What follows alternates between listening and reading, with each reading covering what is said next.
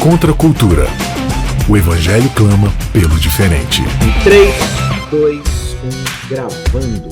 Começando mais um Contra a Cultura, chegando para você pela Rádio Novo Tempo. É sempre um prazer gigantesco ter você conosco ouvindo o programa, participando, enviando seus comentários através do YouTube, onde também temos ali a exposição desse conteúdo em vídeo para você poder acompanhar e participar com a gente. Acesse youtube.com e procure lá o canal Cristãos Cansados e você vai encontrar todos os nossos vídeos, as temporadas passadas aí, com muito conteúdo da Bíblia para você estudar, reaprender, compartilhar. Então não se esquece de ir lá, clicar em se inscrever para você ficar ligado em tudo que chega, tudo que é postado. Ano que vem a gente vai ter conteúdo inédito lá no canal, coisas novas aí que só vão acontecer lá no YouTube. Então você precisa estar ligado. Se você ainda não acompanha o nosso canal no YouTube, corre lá, se inscreve para não perder nada.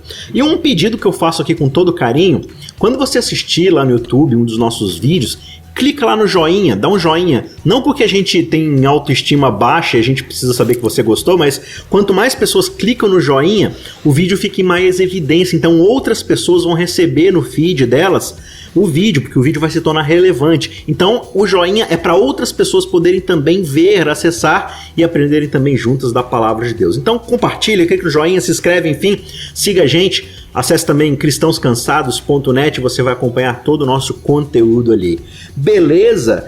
E eu tenho agora ela de volta conosco após algumas semanas aí. Maiara Costa está aqui novamente conosco, tão aclamada. E aí, Maiara? E aí, Isaac? Aqui, quando você não participa, o pessoal fica doido. O pessoal fica doido e fala assim, cadê Maiara? O que vocês fizeram com Maiara? Onde vocês guardaram a Maiara? Tira a Maiara daí, põe ela de volta.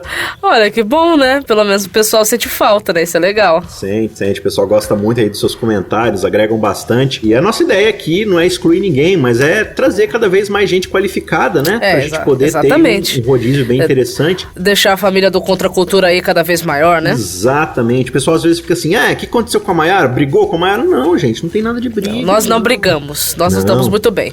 Pois é. Qualquer briga que haja, a gente resolve no Espírito de Cristo. Não tem nada disso de, não vai mais participar porque brigou, não. Não, a gente só tá trazendo mais pessoas para participarem também e trazerem o seu conhecimento. Mas a Maiara aí é um membro sólido do Contra a Cultura. Eu sou, quase vitalício. Quase vitalício, e assim permanecerá até que Cristo venha, né? É isso aí. Aí eu pretendo ficar até Cristo voltar. Enquanto estiver pregando a sã doutrina, Maiara, você é super convidadíssimo aqui do Contra a Cultura. Nós estamos juntos e Shalonau, então. É isso aí. Então vamos pro tema de hoje. Nosso Deus perdoador é o tema da lição, do guia de estudos aí desse trimestre, ou seja, desses 3 últimos meses de 2019. O tema vem falando aqui do capítulo 9 de Neemias. A gente está estudando aí nessa série Enquanto Ele Não Vem, ou a história de Esdras e Neemias, o povo pós-exílio e antes de Jesus vir a este mundo, né?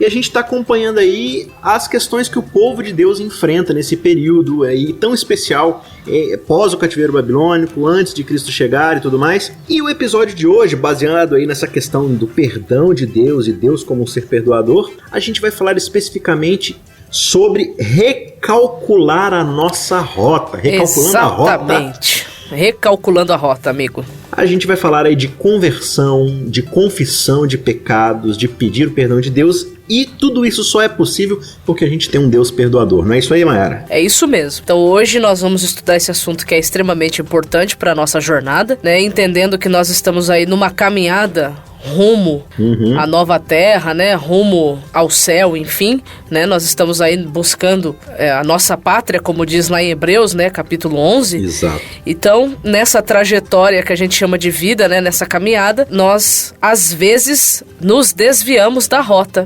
E precisamos ter a rota recalculada. Exatamente, é isso que a gente vai falar hoje. Então, eu quero convidar você, amigo ouvinte, que está acompanhando a gente aí, ou que está assistindo no YouTube, a abrir sua Bíblia em Neemias, capítulo 9. Que Bíblia sagrada bonitona essa daí, ô Maiara? Cara, essa aqui, ela é a nova Almeida e atualizada. Olha que legal.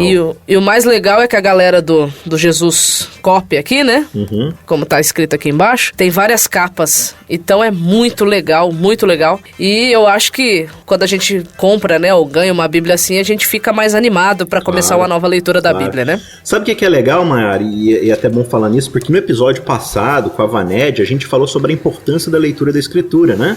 Da meditação em cima da Escritura. E hoje a gente vai falar, assim, na sequência do que isso significa na nossa vida. Mas sabe o que é interessante, se você tiver condição, comprar várias Bíblias? Não só versões, mas várias diferentes. Bíblias mesmo. Que você pode, por exemplo, pegar uma Bíblia nova que você comprou, uma que não seja tão cara, que não seja tão de estimação, e aí você pega uma caneta e fala assim, eu quero estudar o tema da aliança de Deus na Bíblia. E aí você sai grifando, fazendo anotações, anotando, fala assim, essa aqui é a Bíblia que eu estudo o tema da aliança.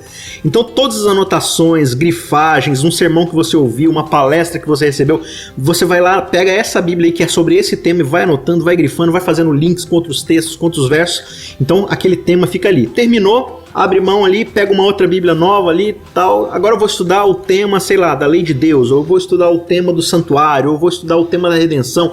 E aí você vai fazendo essas grifagens aí, é bem legal. Essa é uma dica aí muito importante pra gente poder tirar mais a palavra de Deus, né? Aumentar o estudo que a gente faz, que às vezes é tão negligente, né, Mayara? E o importante é cada um, né, aprender a desenvolver a sua maneira interativa de estudar a Bíblia, porque a Bíblia é um livro para ser estudado. E aí, quando se fala de estudo, cada um tem o seu método, né? Mas o importante é estudar. Exato. Ô, Mayara, vamos fazer uma promessa aqui pro pessoal pro ano que vem? Sim. Não sei ainda quando do ano que vem, mas a gente podia fazer um mini curso aí de como estudar a Bíblia de forma devocional, né, pra galera. Você topa? Eu topo. Topa top? Topa top. Então vamos nos organizar aí, pessoal, e a gente vai desenvolver um mini curso de alguns vídeos aí breves, dando dicas de como estudar a Bíblia, de como fazer uma devocional, como analisar o texto bíblico, separar aquilo que a gente chama de perícope, né, aprender o contexto original e trazer lições para nossa vida da forma como a gente gosta de fazer bastante aqui no Contra a Cultura. A gente vai desenvolver aí uma metodologia legal e prática, envolver aí a Vanédia e outras pessoas juntos. E a gente traz isso pra vocês em algum momento do ano que vem, a gente anuncia aqui certinho quando isso for viável e possível. Legal? Instituto Teológico Contra a Cultura. Cristãos Cansados Bible Reading. Isso. Legal, então vamos lá. Neemias capítulo 9 diz o seguinte, né? A gente já viu no capítulo 8, no episódio passado, que o povo se colocou numa praça pública, né, Mayara? E eles começaram a ler por várias e várias horas toda a lei de Deus, toda a Torá, ou seja, os ensinamentos de Moisés, a revelação divina, desde lá do Gênesis e vindo até os dias deles. E aqui o capítulo 9 vai mostrar o que acontece como efeito dessa leitura bíblica. Diz o seguinte: no dia 24 deste 7º mês, os filhos de Israel se reuniram para um jejum. Vestiam pano de saco e traziam terra sobre a cabeça. Os da linhagem de Israel separaram-se de todos os estrangeiros, puseram-se em pé e fizeram confissão dos seus pecados e das iniquidades de seus pais. Olha que interessante aqui, né? Eles, após a leitura da Bíblia, né, louvar a Deus, aprenderem ali, uma das primeiras reações que eles têm é se humilharem diante de Deus. E aqui vai falar de toda a linhagem de Israel, né? Eles se colocam ali de pé e começam a confessar seus pecados e os pecados das iniquidades de seus pais. E aí diz o verso 3, levantando-se no seu lugar, leram no livro da lei do Senhor seu Deus durante 1/4 parte do dia, e durante outra 1/4 parte do dia fizeram confissão e adoraram ao Senhor Deus. Olha que legal, Mayara. Quanto mais a gente busca a Bíblia, quanto mais a gente se expõe a ler, aprender, ouvir a palavra de Deus, e Apocalipse vai dizer, né, bem-aventurado o que lê e o que ouve as palavras da profecia, e aqui a gente pode aplicar isso para a Bíblia como um todo, mais a gente vai ter um diagnóstico de quem nós somos perante Deus, qual é a nossa condição, e se nós somos de fato sinceros, né, eu acredito que o caminho não pode ser outro de forma coerente que não o reconhecimento da condição em que nós estamos, né? Exatamente. Você percebe que quando o pessoal começou a buscar Deus através da sua revelação, que era o livro da lei para eles, né? E eles foram confrontados em relação aos seus pecados.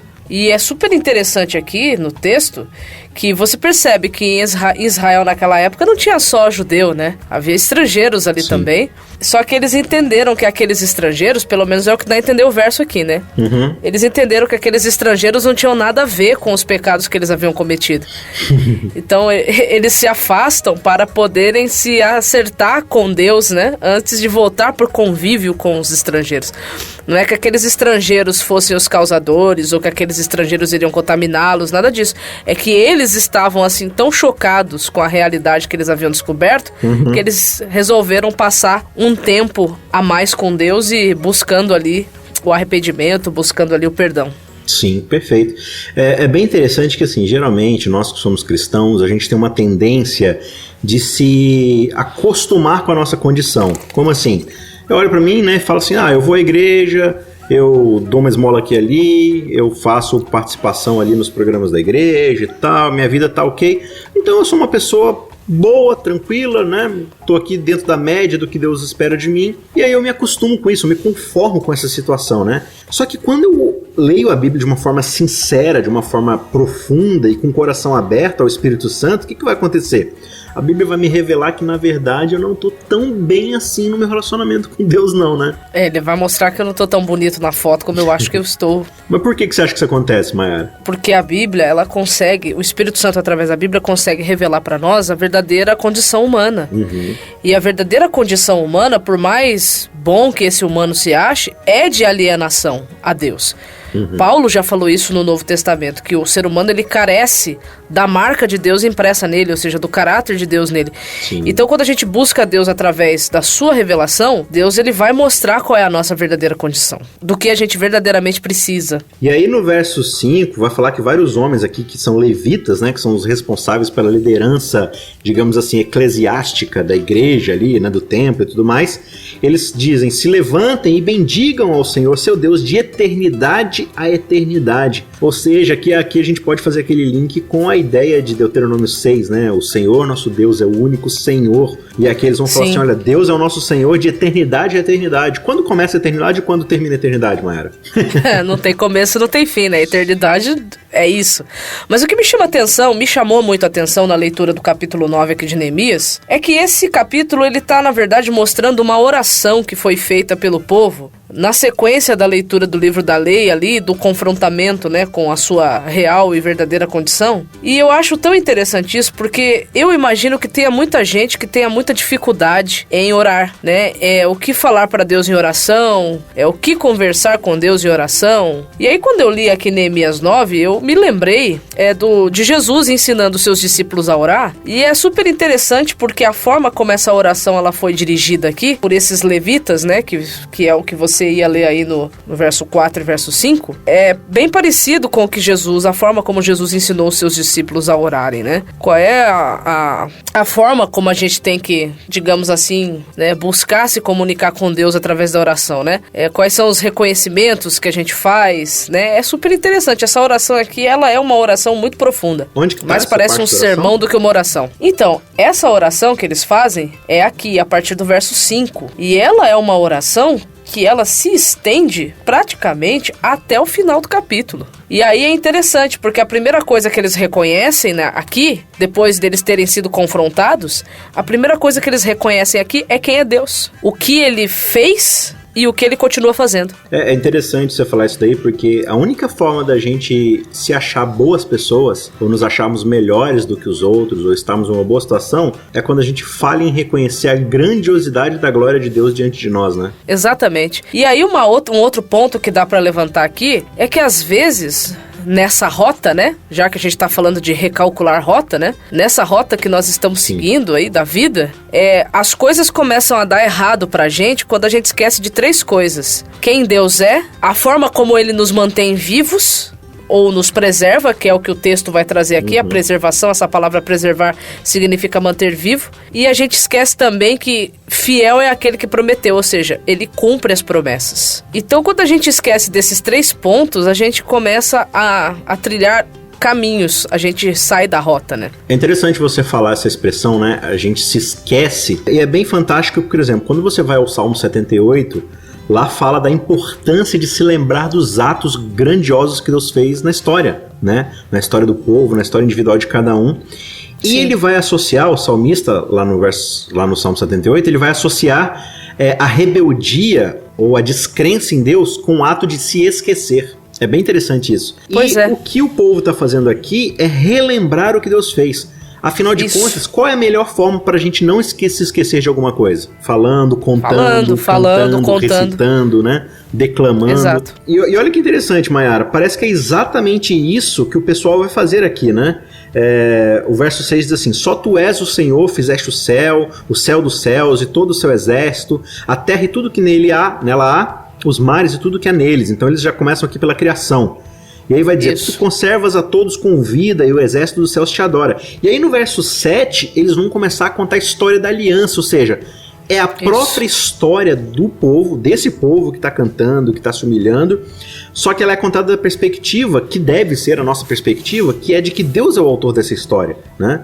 Então eles falam aqui, ó, no verso 7, tu és o Senhor, o Deus que escolheste Abrão e o tiraste de Ur dos caldeus, lhe puseste o nome de Abraão, achaste o seu coração fiel diante de ti e com ele fizeste aliança para dares à descendência dele a terra, e aí vai falar de todos aqueles que habitavam na terra e tudo mais, e cumpriste as tuas promessas porque és justo. Exato. E aí vai falar do Egito aqui no verso 9, olha, você viu a aflição do povo lá no Egito, os maravilhas que fez, os sinais contra Faraó, contra a terra, né, de abrir o mar vermelho, fazer parecer todo o exército de Faraó dividindo o mar e depois fazendo o povo andar em porção seca e tal, guiando no deserto durante o dia com uma coluna de fogo, protegendo eles com a coluna de nuvem, né? Protegendo a eles à noite com a coluna de fogo para iluminar o caminho e dar proteção e tudo mais.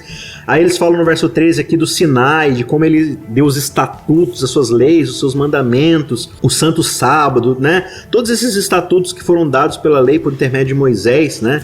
E ele diz aqui que quando eles tiveram fome caiu o pão do céu, quando estavam com sede saiu água da rocha. Eles vão contando toda a história, recapitulando tudo aquilo que Deus havia feito por intermédio, né, dos seus milagres, das suas coisas grandiosas, cuidando do povo, né? Por que eles fazem isso? Porque como eles foram confrontados com o objetivo, não o objetivo, mas o motivo pelo qual eles estavam em cativeiro. A gente não pode esquecer aqui que eles ainda estão em cativeiro, mesmo tendo voltado para Jerusalém. A gente não pode deixar de frisar esse ponto. Eles saíram da Babilônia.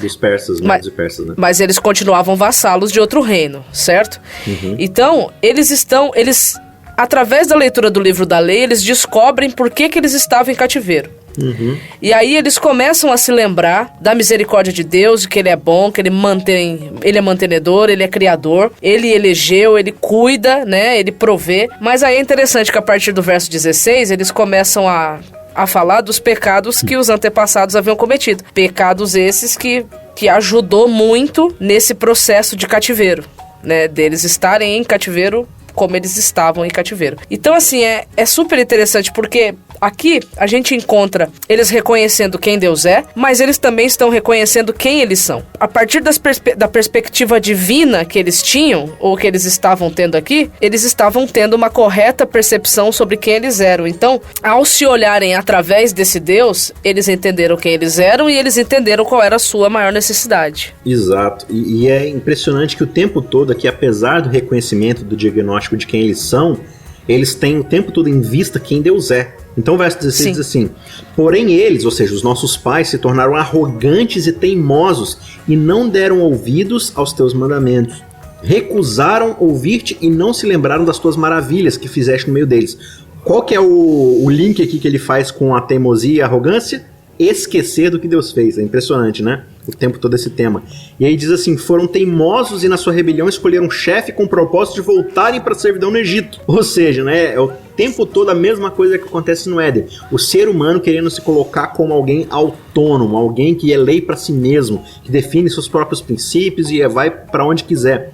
E aqui ele diz o que é, acho que o mais fantástico aqui e que nos ajuda a entender, acho que todo o resumo do Antigo Testamento, né? Porém tu, ó Deus perdoador, bondoso e compassivo, tardio em irar-te e grande em bondade, tu não os abandonaste, nem mesmo quando fizeram para si um bezerro de metal fundido, né, dizendo que esse é o nosso Deus, que nos tirou do Egito e tudo mais. E aí o verso 19 diz, mas tu pela multidão das tuas misericórdias não os abandonaste no deserto. E aqui mais uma vez eles vão contar de novo todo o cuidado que Deus teve por eles no deserto, no Exatamente. cuidado, no maná, na água e tudo mais, né? E aí no final da oração, eles vão fazer um clamor, né? Eles vão fazer um pedido para Deus, né? Que esse pedido vai lá do 32 até o 38. E é interessante que eles vão escrever esse pedido, que aí o que é o pedido, né? É o capítulo 10, né? Do livro de Neemias. Mas eles vão pedir algo para Deus e o que eles pedem, em suma, para Deus é que Deus continue não os abandonando, né? E que Deus não desfaça a aliança, não quebre o relacionamento com eles por causa deles serem tão rebeldes e quererem o tempo inteiro ter uma vida autônoma e independente de Deus. Sim, é legal aqui que nos versos 26 em diante, aí ele já vai falar de quando o povo se estabeleceu na terra que Deus deu para eles, né?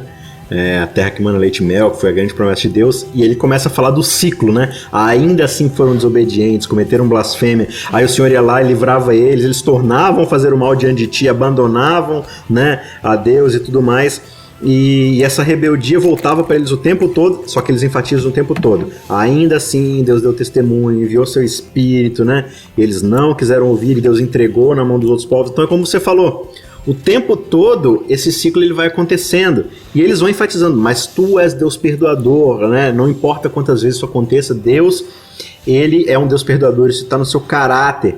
E aí é interessante... Isso. Você fazer esse link com essa ideia do exílio, a gente vai ver no capítulo 10 que eles vão se comprometer a seguir a aliança de Deus, guardar os mandamentos a todo custo, né? Eles deixam isso muito claro, eles assinam um contrato diante de Deus. E aí a gente, né, adiantando um pouco aqui o final dessa história, ao final do livro de Neemias passa lá e ele vê que tá todo mundo zoado, eles não estão guardando o sábado, o tempo foi abandonado. Não tá fazendo coisa nenhuma. Eles estão fazendo bagunça no comércio, passando a perna em todo mundo, ou seja... É um ciclo infinito de rebeldia do ser humano, mas o que se frisa aqui o tempo todo é que de eternidade a eternidade, Deus é o nosso Senhor. E esse Senhor é um Senhor perdoador. E ai de nós se não fosse assim, né? Pois é. Uma coisa que me chama a atenção nessa história, que a gente tá falando de pecado, né? De rebelião, e que Deus é misericordioso, não desiste de perdoar. Então, uma coisa que me chama a atenção... esse texto é falando sobre a questão de arrependimento. Será que a gente realmente sabe o que é se arrepender? O que é se converter, né? Porque, veja bem, eles são impactados pela mensagem, a mensagem mexe com eles, a mensagem cria uma consciência racional neles de que eles precisam da aliança de Deus na vida deles. Eles se comovem com isso, eles se movem, o sentimento deles mexe, né? Eles ficam comovidos, eles fazem promessas em cima do que eles estão sentindo, mas aí lá na frente você vê que nada muda. Então isso mostra que o arrependimento, ele tem um tripé. Ele é uma mudança da mente, ele é uma mudança dos sentimentos, mas ele também é uma mudança de comportamento, de atitude. Não adianta a rota ser recalculada se a gente vai continuar guiando o carro sempre em linha reta, né? O que nos leva aqui a uma ideia da gente tentar entender um pouco qual que é o conceito bíblico de pecado, que às vezes é um conceito um pouco estranho para nós, né? A Bíblia ela tem uma terminologia muito ampla de vocabulário para descrever o que é o pecado. Claro que dentro da teologia do pecado a gente fala da queda, né? Dessa rebeldia que Deus tem contra o ser humano, mas a Bíblia usa palavras, por exemplo, no hebraico como ratá, que é basicamente você errar o alvo, né? Você tem a intenção de fazer uma coisa correta, mas você não consegue ali mirar no que você tem como objetivo, então você acaba errando, você tropeça, você falha. Tem também avon, que é transgressão, não é perfume, não é creme, é transgressão, alguma coisa que foi distorcida, né, que foi torcida, que foi amassada ali. Então é algo que é mais proposital, né? É algo que eu faço ruim mesmo, que eu sigo um caminho ruim.